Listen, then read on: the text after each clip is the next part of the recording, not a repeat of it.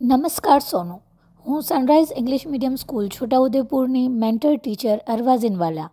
અમારું team tribal treasures buildathon 2025માં vocal for local theme હેઠળ ભાગ લઈ રહ્યું છે. અમે ગર્વથી અમારા ઉદયપુરના સમૃદ્ધ આદિવાસી સંસ્કૃતિ અને હસ્તકલાને દેશભરમાં પ્રોત્સાહન આપી રહ્યા છે. ધન્યવાદ.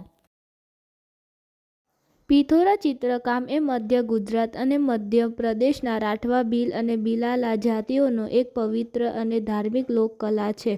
તે ફક્ત શૂરોશોભન કલા સ્વરૂપ નથી, પરંતુ તેમના આધ્યાત્મિક જીવનનો એક મહત્વપૂર્ણ ભાગ છે, જે મુખ્યત્વે તેમના મુખ્ય દેવતા બાબા પિથોરા, જે અનાજ, લગ્ન અને સમૃદ્ધિના દેવ છે, તેમના સન્માન માટે બનાવવામાં આવ્યું છે. હું ઈશિતા ગુપ્તા છું. આદિવાસીઓમાં એક અનોખી કળા હોય છે. તેઓ મોટા ઝાડોના પાન, જેમ કે સાલ અથવા ખાખરાના પાન જોડીને પાનના વાસણ બનાવે છે.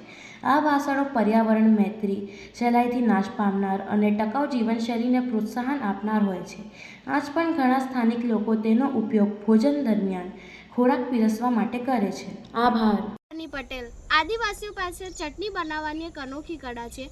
તેઓ સૂકા મરચાં, સૂકા ધાણા, લસણ અને મીઠાથી તેઓ આ ચટણી બનાવે છે અને તેની મજા તેઓ ઢેબરા, ભાત અને રોટલા સાથે માને છે. આપણે આ ચટણીને પેકેજિંગ અને વેચાણની તક આપીએ તો આપણી ધરતીનો સ્વાદ વિશ્વની બ્રાન્ડ બને. આભાર.